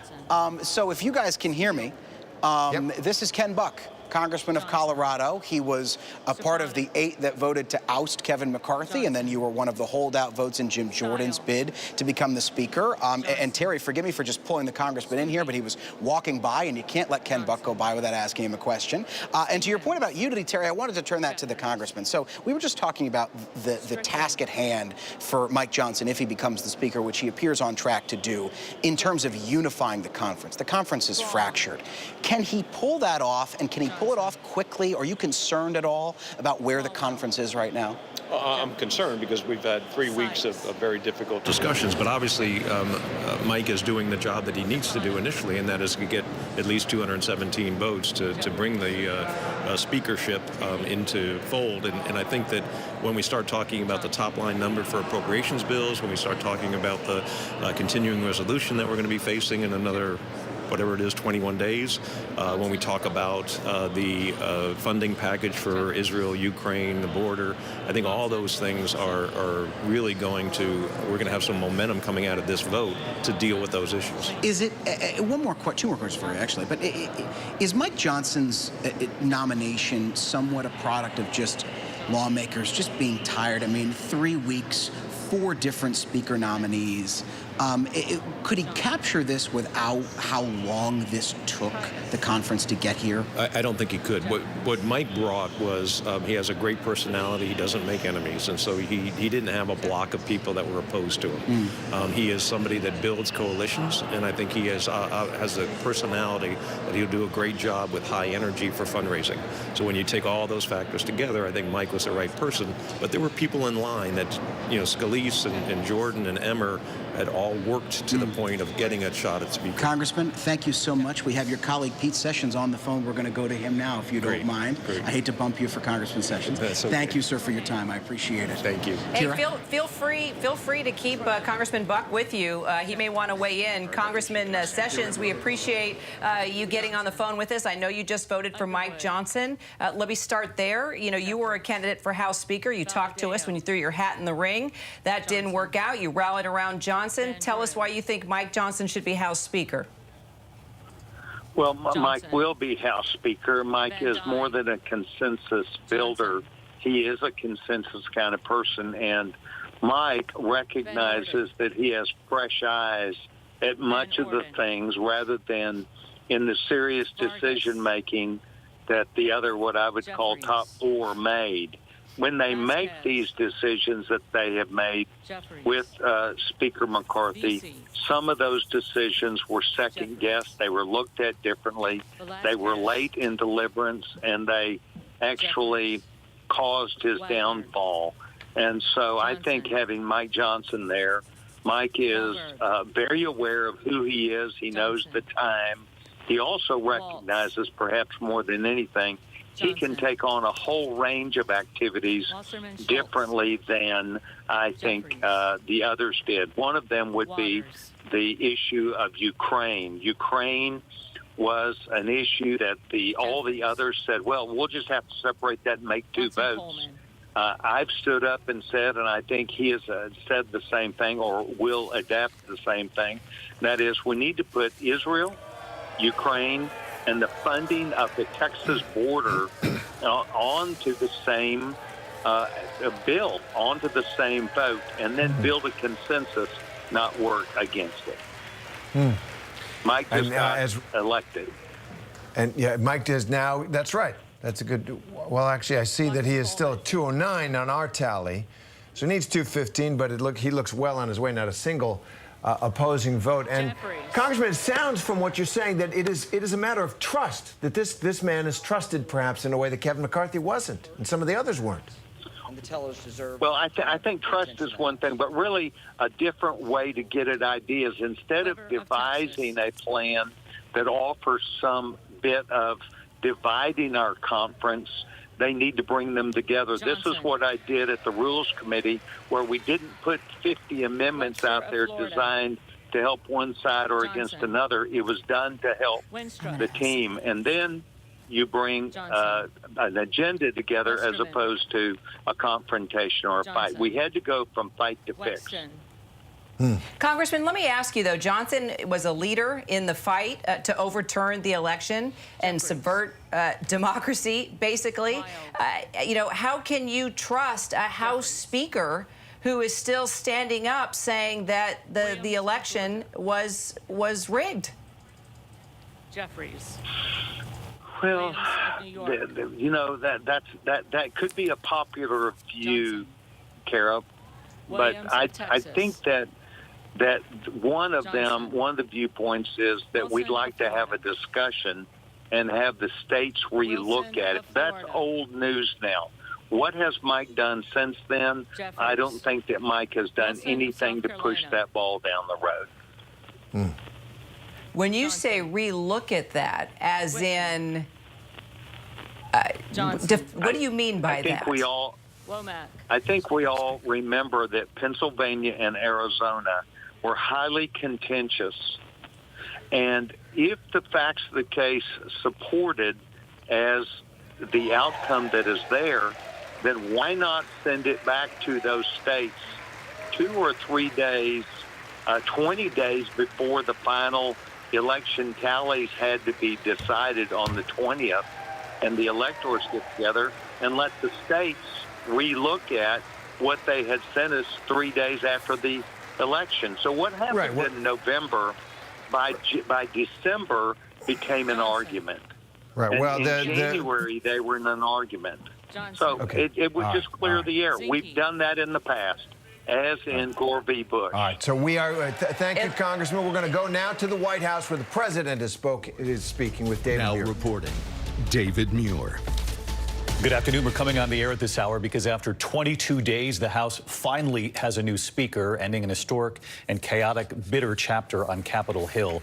Republican Mike Johnson of Louisiana winning the Speaker's gavel following the ousting of former Speaker Kevin McCarthy. McCarthy voted for him today, a move led by some in his own party earlier this month. All of those who voted to get rid of Kevin McCarthy voted for Johnson today. Now, Johnson needed 215 votes to win and could only afford to lose 5 Republican votes. But as you can see here, he didn't lose any. He has succeeded where 3 previous nominees failed.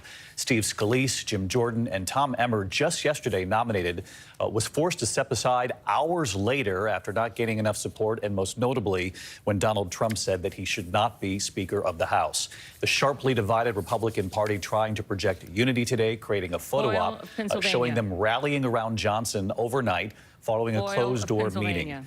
Johnson, a staunch Trump ally, voted against certifying the 2020 election even in the hours after the attack on the Capitol. The House has been at a standstill without a speaker, no work being done as wars rage in Israel and in Ukraine. President Biden asking Congress to provide more than $100 billion in foreign aid. There's also the looming threat of a government shutdown on November 17th. There was a need, obviously, you don't need me to state this, for a Speaker of the House. Let's bring in Rachel Scott, who's been live on the Hill every step of the way for us. Rachel, this is notable. We haven't seen this before. 22 days and finally a Speaker.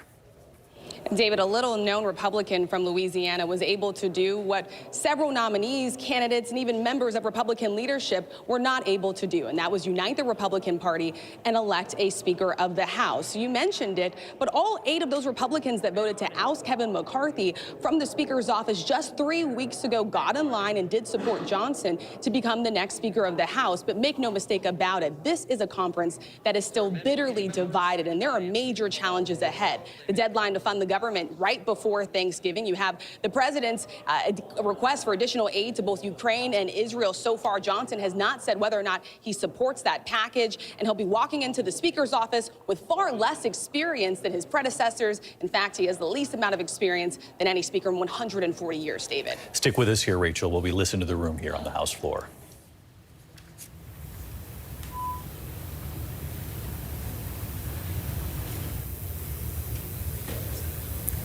Listening for the gavel, a silent House floor, and again, all Republicans voting in favor here today of Mike Johnson of Louisiana. As Rachel points out, a little-known Republican has made his stance on major issues in this country very clear on abortion. He has questioned aid for Ukraine. One of the issues getting a lot of attention in just the last 24 hours since his name surfaced, of course, his vote not to certify the election in the hours after the attack on the Capitol. When asked about that in the last 24 hours, Republicans rallying around him, strongly signaling that they did not like the question.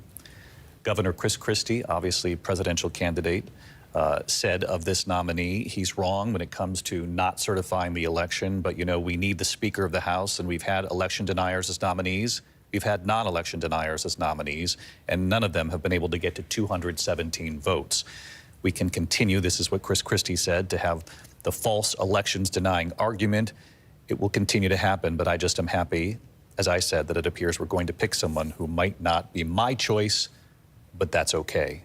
Rachel Scott, is that essentially the belief of many moderate Republicans in the House that perhaps exhaustion played a role here and their absolute need to have a speaker in place? Exhaustion played a very critical role. In fact, I could tell you many moderate Republicans told me they're frankly tired of this. They went home over the weekend. In their tallies that the total number of votes cast is 429, of which the Honorable Mike Johnson of the state of Louisiana has received 220 votes.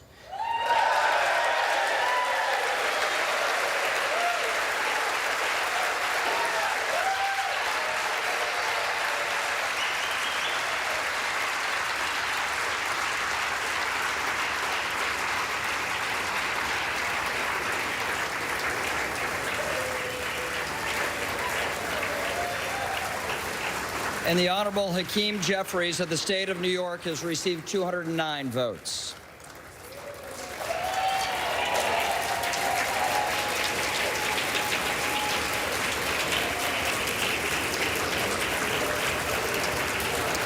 Therefore, the Honorable Mike Johnson of the state of Louisiana, having received a majority of the votes cast, is duly elected Speaker of the House of Representatives for the 118th Congress. And there you have it, the announcement there on the floor of the House. The new House Speaker now in place, Mike Johnson of Louisiana. He did not lose one Republican vote after so many rounds of votes and, quite frankly, so many nominees to become the next Speaker of the House. Mike Johnson. Back to Rachel Scott to finish that thought. And Rachel, just the sheer exhaustion within Republican ranks playing a part in today's vote. Yes, David, 22 days in since Kevin McCarthy was first ousted as Speaker of the House. We've been through Republican nominee after Republican nominee. Moderate Republicans were extremely frustrated. They went back home to their conferences and they heard from their constituents who said that they want the House to get back to business. They are worried that this lack of urgency, that the House being paralyzed, would honestly put the majority of Republicans at stake in the next election. And so urgency here played a key role, as well as sheer exhaustion, David. And Rachel, as we await Mike Johnson here in the chamber, where does he stand? Has he said anything publicly about this request from President Biden in recent days for a significant amount of foreign aid, given these wars playing out, the Israel war with Hamas and the continuing war in Ukraine? He hasn't said much. In fact, I tried to ask him this question just yesterday, shortly after he won the nomination to become the Speaker of the House. I asked him whether or not he supports additional aid to Ukraine and Israel. He told me that he didn't want to talk policy at the moment, and so he ignored those questions. So he'll certainly be facing a lot of questions here as the president emphasizes that the need for aid here is urgent to both Israel and Ukraine. And again, the House has not been able to even consider any of the additional supplemental to aid for Ukraine or Israel because the House has been at a standstill now for 3 weeks. He is now the Speaker of the House. Perhaps views will shift somewhat, given his leadership role now here today in this historic moment, 22 days without a Speaker. He has questioned aid for Ukraine before. Perhaps that will become an issue now as we move forward in deliberating this request for foreign aid at this urgent moment from President Biden. And so with that, let's bring in Mary Brewster, Chief White House Correspondent. Mary, we know the White House is going to continue to push for this aid, but big picture here, in addition to that, the battle lines in this race for president in 2024 etched a little deeper even today with the selection of this speaker and some of the issues he's been outspoken on.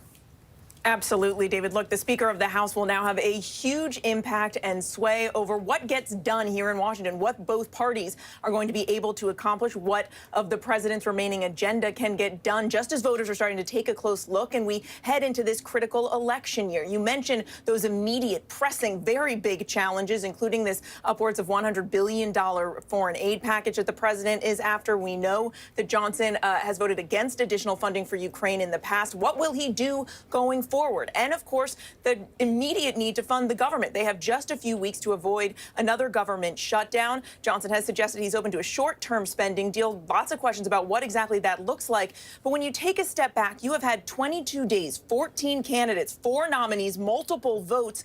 It doesn't bode well for the prospect that this Republican House is going to be able to make progress on these issues quickly. Just because they finally coalesced around a speaker doesn't mean that all of the deep divisions, all of the challenges within the Republican Party in the House of Representatives are suddenly a thing of the past. And Johnson is someone who doesn't have a lot of leadership experience. He's never held a senior leadership role. He's never chaired a full-time committee. He certainly doesn't have meaningful relationships with Democratic leaders in Congress. He doesn't have much of a relationship, if any, with the current president, though Joe Biden has said all along throughout this chaos that he will work with whomever the Speaker of the House is, though he has conceded, David, that some candidates would be more easy to work with than others.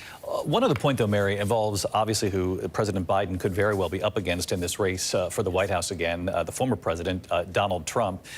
We saw that his choices in the past did not get elected Speaker of the House, but we also saw the power of Trump's words yesterday in also eliminating more moderate Republicans from getting there as well.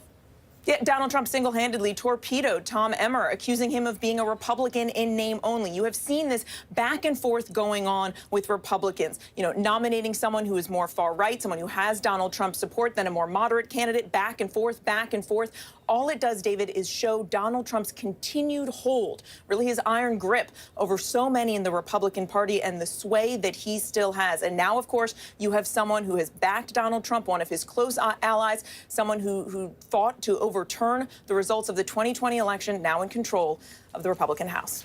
You're watching ABC News Live coverage of the new speaker named by the House of Representatives. Republicans voting unanimously for Republican Mike Johnson of Louisiana today. Conservative, lesser-known Republican from Louisiana. We're waiting for him to walk into the chamber with the new title of Speaker of the House. And Rachel Scott, in the meantime, some of these key issues, he might be lesser known, but what is known certainly is his stance on key issues, key dividing lines in this country.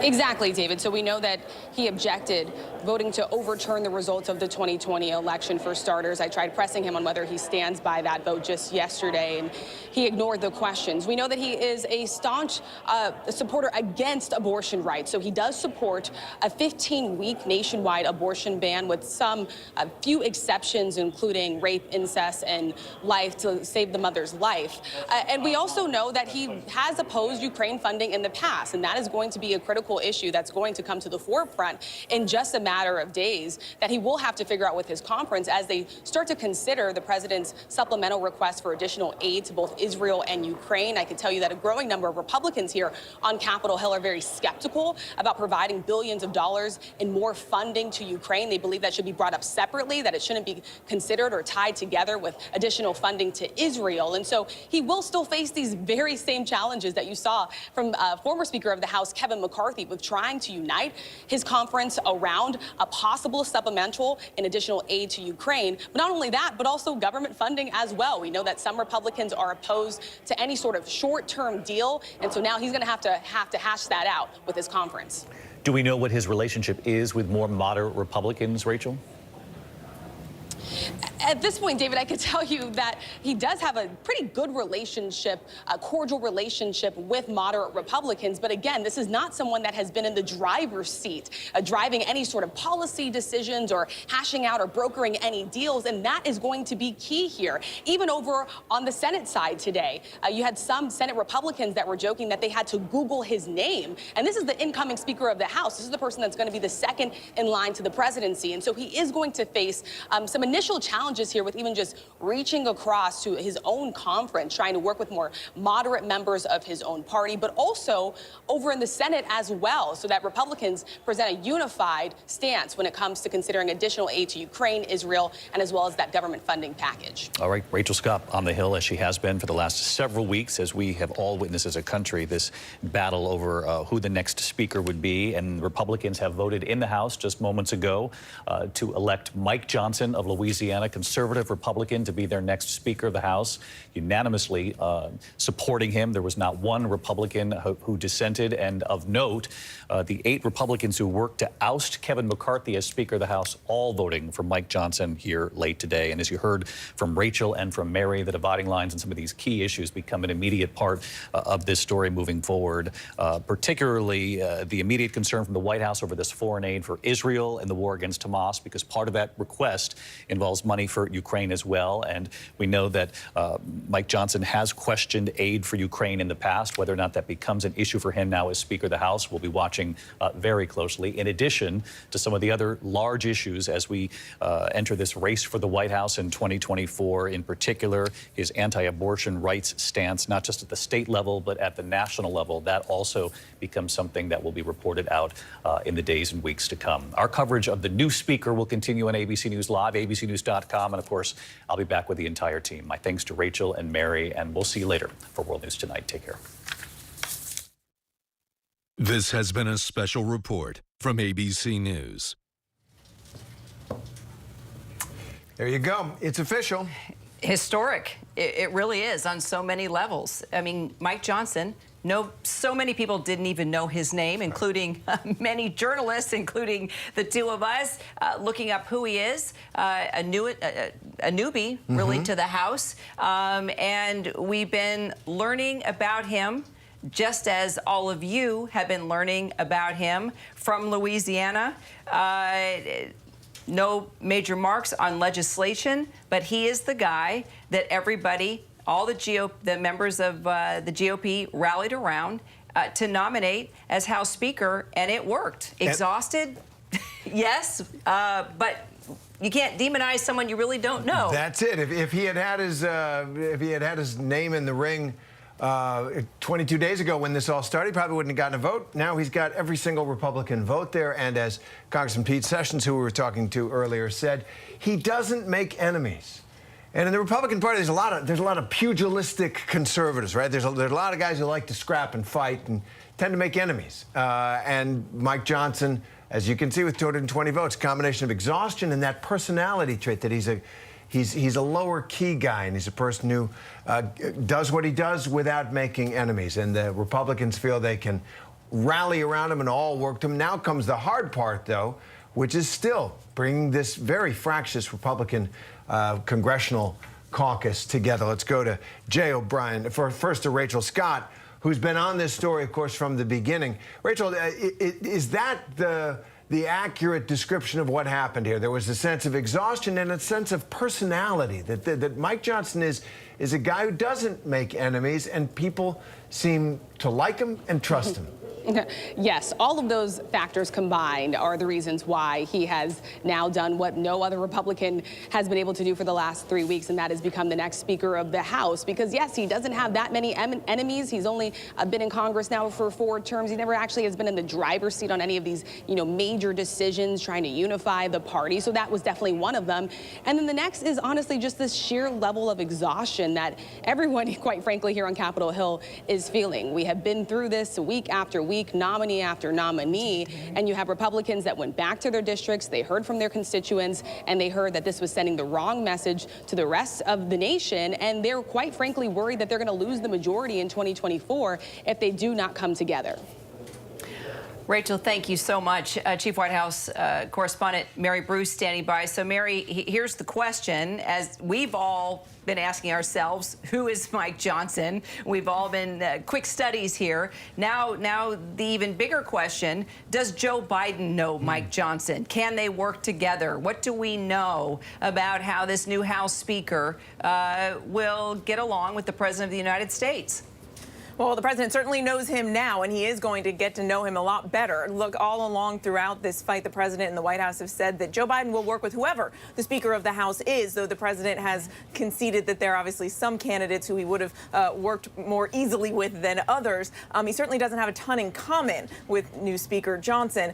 But look, I think part of the question here is what is going to happen with the urgent, immediate needs right in front of that is immediately on the agenda here. The president is asking for north of $100 billion in foreign aid, including that funding for Israel, funding for Ukraine, which is something that Johnson has opposed in the past. They also just have to keep the government up and running. That is not going to be easy. Lots of questions for Johnson going ahead.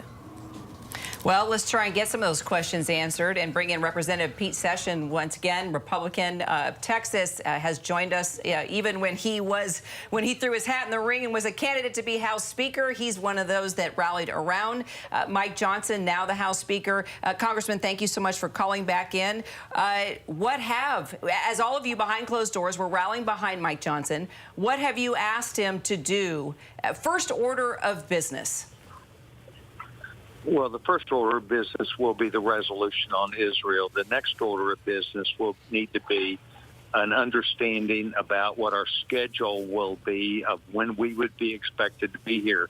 We've been essentially here for about 10 weeks in a row, and people just need to know what their schedule is next.